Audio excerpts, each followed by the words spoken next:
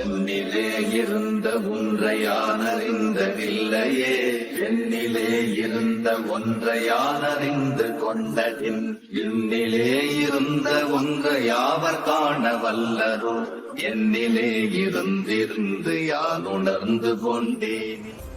விளக்கம்: மெய்ப்பொருளாக இறைவன் இருக்கிறான், அதுவும் எனக்குள்ளேயே இருக்கிறான் என்பதை நான் அறிந்து கொள்ளவில்லையே. அப்பரம்பொருளை தேடி பல இடங்களிலும் பல நல்ல நூல்களை படித்தும் நல்லோரிடம் பழகியும் நல்ல குருநாதர் மூலம் என்னிடம் இருப்பதை நான் அறிந்து கொண்டேன். தனக்குள் இருந்த உயிரை அறிந்து அதனுள் இருக்கும் ஈசனை யார் காண வல்லீரோ, யார் காண முடிகிறதோ அவர்கள் வல்லவர்களே. ஏனெனில் இந்த மெய்ப்பொருளை அறிந்து அதை என் உள்ளத்தில் நிறுத்தி தியானத்தில் இருந்து அந்த உண்மையை யான் உணர்ந்து கொண்டேனே என்று அவர் கண்ட அந்த மெய் ஞானத்தை நமக்கு அருளுகிறார். சிவவாக்கியர்